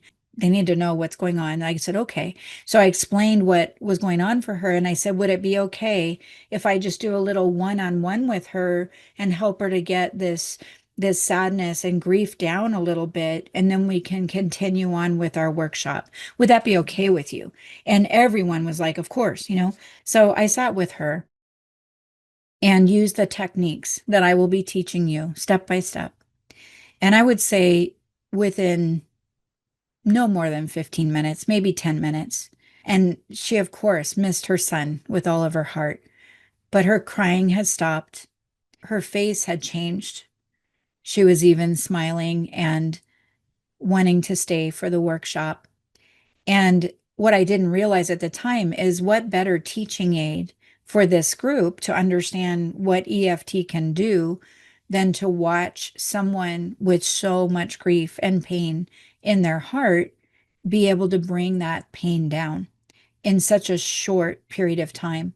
And of course, that doesn't minimize her missing her son and just wishing none of that had happened. Of course, it was the most wonderful encounter that blessed everyone. And as I was working with her, I kind of glanced around at the group and I saw people tapping along with us because they had their own fears and worries and grief. And so we finished. I went back to the front, and out of my mouth, which I did not expect. Remember, I gave it to God, so sometimes things will come out of your mouth. But out of my mouth came these words. I said, how about if everybody thinks about their greatest fear, and let's address your greatest fear? And I said to myself, why did I say that? Like, why did I say that? Why would I even think of saying that? Because really, that's not the easiest thing in the world to address, is 33 people and their greatest fears. So they all came up with their individual greatest fears. Each one of them gave a rating to what their fear was. And we went around the circle. And I would say 30 people had a 10, 3 people had a 9. So they were 9s and 10s. And I'm still asking myself, why did I say that? And I did. It just came out of my mouth.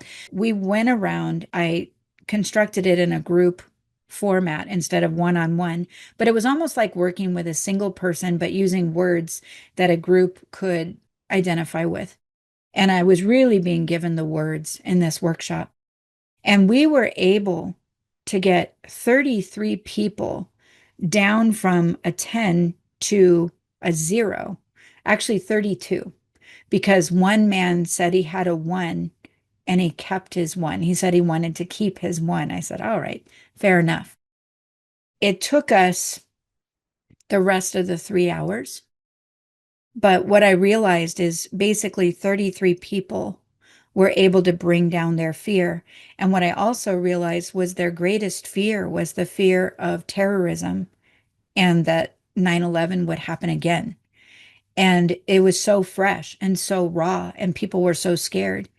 And I realized the brilliance of the Holy Spirit in gathering an interesting number, 33 people. Just it's kind of an interesting number of people, almost like a collective consciousness sample, helping those people get down to a 0, almost everybody, to where that would even help to not have a situation like that again. I believe that when we don't have the fear, we're not as likely to re-experience that same kind of situation.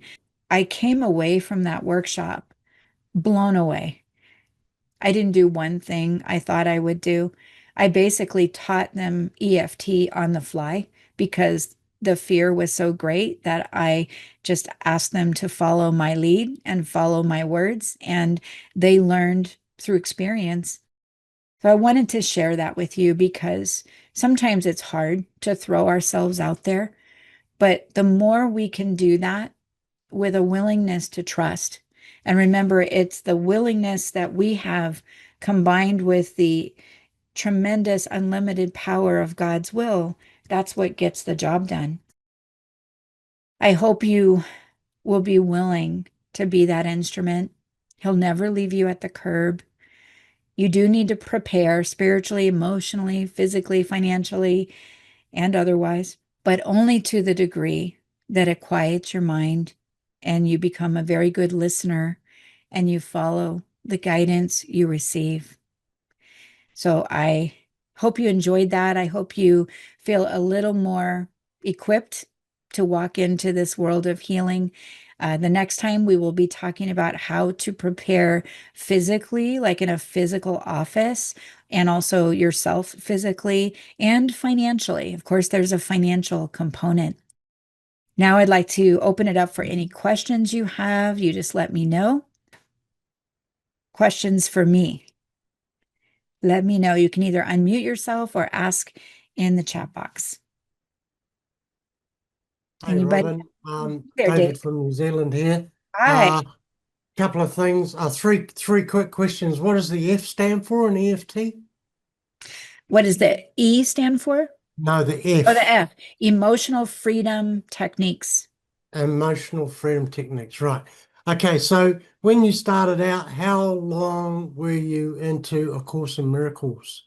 Like, I'm just presuming that I would need to at least get through the first year.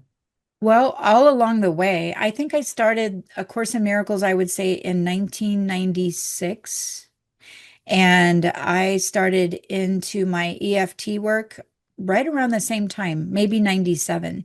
So I had just learned a few spiritual principles that I really enjoyed and really helped me to feel more safe and certain and were helping me to heal. And then I learned this technique, started just playing around with it, and was really seeing remarkable healing. But I certainly didn't have A Course in Miracles. I didn't understand it the way that I do now. It was way Yeah. different. Yeah. Cool. So what are you And thinking? What are you thinking? Well, in a way, I was thinking because I'm up to less than 178 now, and I'm in the fifth review, I Wonderful. think. It can And only make it better. It can only make it better. You do not have to have a strong handle on A Course in Miracles. That's kind of the message for today because the Holy Spirit has a perfect handle on it.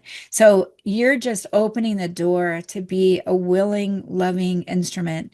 So you don't have to wait. And you're going to find that your higher guidance is going to utilize you in the areas that you're just really good at. It could yeah, be any number of areas. yeah, that's one of the things I was thinking. You know, Holy Spirit will inspire me. Just trust, Just trust, trust. and And even trust pray. is developed. You have to You almost know, trust in order to learn how to trust. And sometimes yeah, we're terrible at it at first, but I just tried trusting, like in that workshop. Oh, I was so nervous. I was so anxious.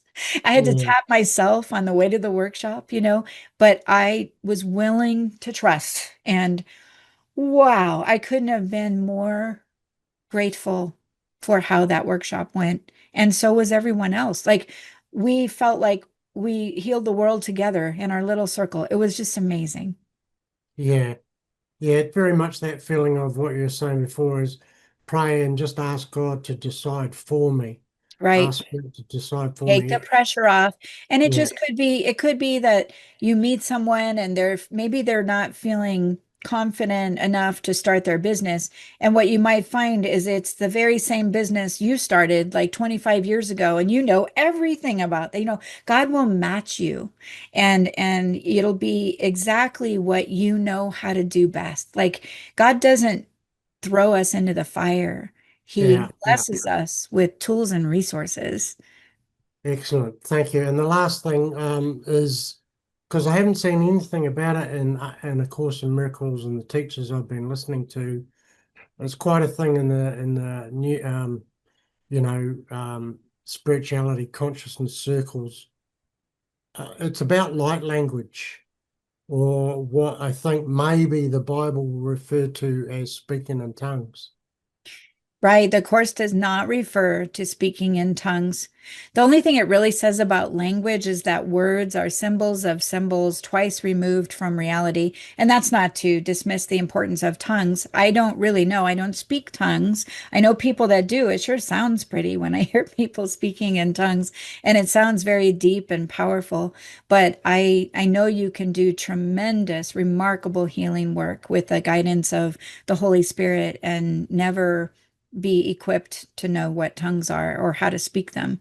But they're probably worth understanding. I'm intrigued myself, but I can't speak to them. Not an expert. Yeah, because I definitely break out in that Oh, from you do? I do, Well, and do you know what and you're I find saying? it. Are you able to No, I interpret them? don't. No, I don't know what I'm saying so much as but I believe it is an extremely sincere prayer. I think it is too. I think that it's worth pursuing. And I dabble in it myself. Like I like to listen to people that either teach it or speak it. It calls to my heart as well. So Yeah, I would say maybe you can ask God to give you a little more discernment or information about what it is that is being communicated and the importance of it. Like I think he'll always enlighten you if you ask. Like when you're in that zone, maybe you do understand, but you don't remember when you come back from it.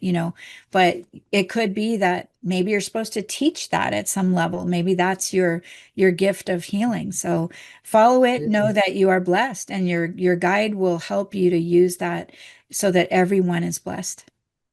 yeah. That's Because I exciting. just when I went into it the other day, it's good that you use that word enlightening because it felt like lightning going through my whole body. It was there's Isn't a that cool? Like I think massive that's great. I think charge. you should pursue it more and find out more about it and then teach Mm, me.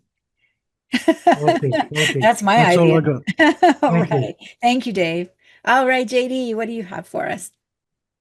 Well, thank you so much for juggling your schedule. I hope everything is well with your It son. just, it turned out so well. He had a surgery. It was a torn ACL, but it was completely torn. I saw the x-rays and everything. He had his surgery, and I guess it can be a really challenging surgery to recover from. Um, Supposed to be off 4 months.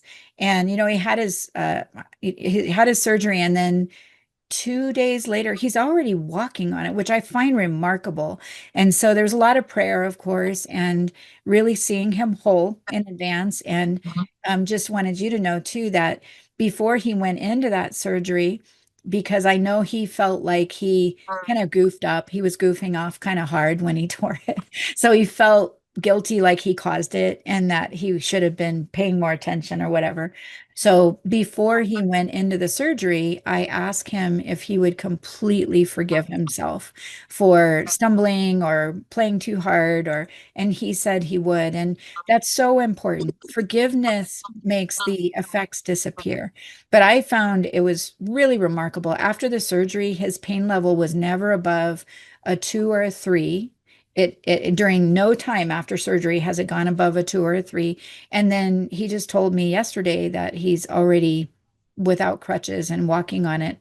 And I thought, he just had this surgery like, a handful of days ago. So I just think that's quite miraculous. So, and yeah. that's somebody that doesn't necessarily practice all of these things. He's aware of some of those things, but it doesn't take somebody that is perfect at the practice, but a willingness to forgive and a willingness to let things be remarkable that you can't even explain. And he is that. He leads a very remarkable life, and he's used to miracles happening around him, so he's always open to it. Wow, Thank you. that's Thank you terrific. for Of asking. course. Well, you kind of touched on a lot for me personally. My daughter is struggling right now. Funny the timing of this program for me and that coming up. She's also across the country, in college.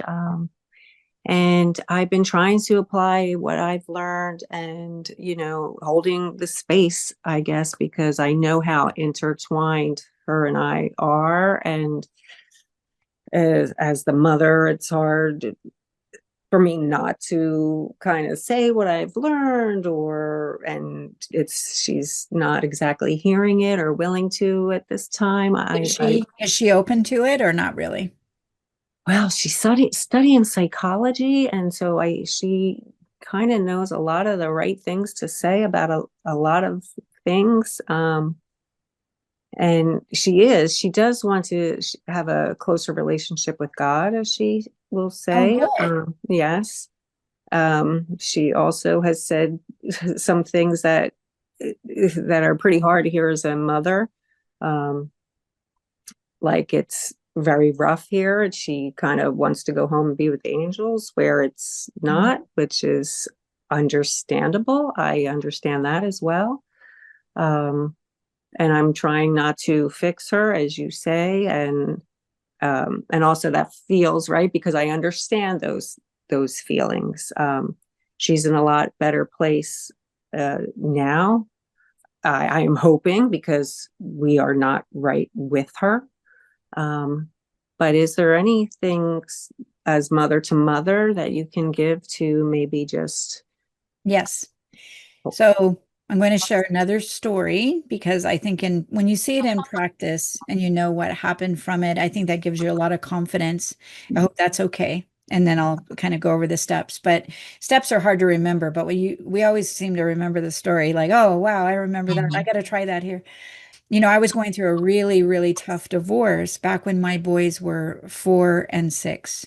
And they were just having a really tough time with it all. And we all were. And then ultimately, I think they were about maybe 6 and 8. We'd gone through a couple of years of all the challenges with that. And then I was sitting in church and I was sitting next to a friend of mine who's completely blind. And so I would sit in the front row with him just to keep him company. And my two boys were in Sunday school. So all of a sudden I'm sitting in church and I get this tap on my shoulder and I get called out of church. I thought, oh no, what? And the Sunday school teacher said, I'm really worried about one of your sons. I won't go into all the detail, but he had said something in class that kind of like what your daughter said about, I'd rather be somewhere else. It was not a good statement from a young child. And she goes, I just wanted you to know because it alarmed me. And I said, oh dear. I said, I'll come and pick him up. And she said, no, no, he's actually having a good time. He's fine. He's safe. Finish. And I just wanted to tell you while I had time to do that. So I go back to church and I'm fidgeting. And this is again years ago. It's probably like 97, 98. I'm fidgeting, and I'm like worried about him. And I'm just feeling awful because I feel like, I did this to them and they are dealing with it. And I'm the problem, or their dad's the problem, whoever, somebody's the problem. And this friend of mine, he's sitting next to me. We get done with the service, we stand up and we're just hugging goodbye. And he said, what's the problem? I could tell something was wrong. And he's just looking straight at me. And if you've ever had somebody that's completely blind look straight at you, they just like look at your soul. Like you just feel completely exposed. Like they just look right through you. He's looking at me and he said, what's wrong? And I just shared with him what had happened. And I said, I just feel awful. I feel like I have blown up my kids' lives and I would never want this for them. And I can't believe the pain they're going through. And he puts his hand on my shoulder with these eyes looking at me. And he said, Robin, who do you think you are? He goes, these are God's children. You cannot alter them. You cannot damage them. Who do you think you are? And I was just like, but I don't, my gosh. I'm like, I didn't know it was an option not to blame yourself. Mhm. Anyway, I was so startled by that. And I realized he was right. I was seeing them damaged. I was seeing them hurt and grieving and troubled and I needed to be willing to see them differently. And so I did. I just somehow that day, I just stopped holding that story about them And I just asked God to give me the vision to see them as He sees them, and to really lock onto that. And JD, I feel like they changed that day. Their grades came up, they got happier, they started getting more involved in their activities, their sports, their friends. Like it's like they got resuscitated and they came alive again. And now, even in their 30s, they're both somewhere near the mid 30s. And each one of them would tell you that they're the happiest person they know. And they have amazing partners. And they just have never exhibited that story of damage and destruction. But I realized that I was perpetuating it. So I would say one of the things you can do as a mother is every day, whether it's 5 minutes or an hour, whatever, even 5 minutes is good. When you wake up in the morning, I want you to just imagine your daughter in front of you, and I want you to be determined to see her whole, complete, blessed, eternal. She's just this beautiful, almost like an archangel in front of you. Like unzip the body, throw the body aside, just this beautiful, amazing spirit in front of you, and she is perfectly happy. She is awake. She is clear. She is certain. She is powerful. She is strong. She has a great sense of herself. She has no doubt and nothing to fear. And I want you to just lock onto that and feel gratitude about it, that what God created within her has never been undone, that she is still complete. She is not a body. She is free. She is as God created her, not what we have made and the stories we have projected. So I think that's one of the greatest things you can do. I call it rewriting the script. I'm sure in here we will be practicing the rewriting the script exercise. It might be in the advanced portion. I'm not sure. But we will go through an actual rewriting of the script. But basically, what you're doing is you can take a tablet and you can write down, down the left side there, you can write down your story about her. Like, it could be a word or a phrase. You could say, she wishes she wasn't here. That's kind of sad, right? Or that she's uncertain or fearful about her future, or, whatever the issue is, make a list down one side, draw a line, and on the other side, you can type it out, make it where you have more room. You can write a word or a phrase or several words or phrases, and I call them the ideal opposites. So instead of wishing she wasn't here, you would go to the opposite, but not just the opposite. You go to the ideal opposite, which instead of wishing she wasn't here, maybe the ideal opposite of that would be um, absolutely fulfilled in her life and loves to get up every day. Like that would be the ideal opposite, right? So down the side, you can use as many words or phrases as you need to counter and negate those other thoughts that we've had, right? And you're going to keep that list of ideal opposites. And then when you sit at your bed in the morning or going to sleep at night, you can pick up your list and you can say, God, thank you for helping me see my daughter as loving her life, thrilled, happy, joyful, loves to get up every day. Thank you for helping me to see her smiling and beaming and just knowing your love in every aspect of her life. Okay, what's next? God, help me to see my daughter as, and then just go down the list. And you can also add in tapping and things like that. I'll show you how to do all that. But I'd say that's a great head start. It's phenomenal. And then you tear off the bad side of the list and you throw it away. And it's not that you're trying to get her to morph into this better, happier person. What you're doing is you are letting God know that you are not going to give up on what He says He created within her. And you're going to give it time in the morning and time at night. And all you're doing is you're camping on the truth. You're not trying to make her different or heal her. You're just getting back in touch with the truth of her. And then watch, as you are the dreamer of your dream, watch your dream shift. Okay, You thank can you. even record on your cell phone. Just go to your voice memos and just read for yourself. You might say, just go down the list. I choose to see my daughter as loving her life and happy and smiling and enjoying every aspect of what she's doing. Or, just go down that list and kind of read it almost like a story to yourself and then record it, and then you can go for a walk and listen to it. And when you're reading it or hearing it, really try to see that in her, and it will wake up in you those happy memories of her where she was happy and dancing or thrilled or smiling. Like all of a sudden, you'll know the healing is working because you will be reminded of those happy experiences. They'll come back to you. If she's never had any, they may not, but I'm guessing she's had some, and those will come back to the forefront. And then those dark thoughts just go by the wayside. I mean, if you realize she can't help but show up better because you're the dreamer of your dream. And the dreamer is saying, you know what, I'm no longer going to entertain that story of sadness and damage and, discontent. And same thing with my sons. And I was not very good at it in those days, but I just decided to drop that sad story about them. And I watched it help them. They didn't Wow. have to play a role for me anymore so that I could be right about that story. And we don't mean to do that, of course, but mother to mother, that is one of the greatest things you can do.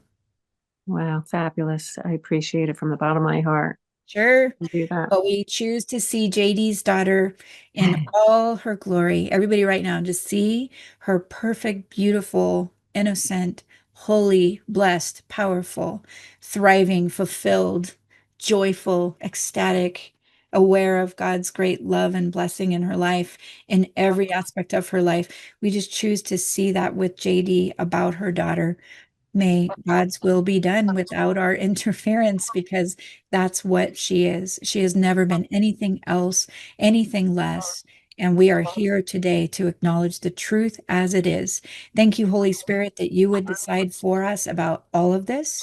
We place it in your capable hands, and we rest in God that JD's daughter is still as God created her to be, perfect, happy, whole, and blessed.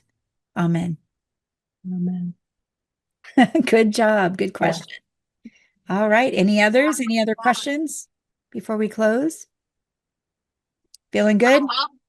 Wait till we get to physical and financial. There's more to come. So thanks, you guys, for being here with me. I adore you. Appreciate your time. And I hope these are useful to you. These are just segments I have wanted to record for years and years. So I love this. I'm having so much fun.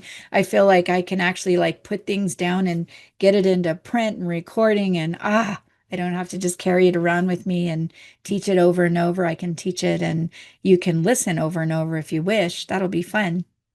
See you next time. Bye-bye.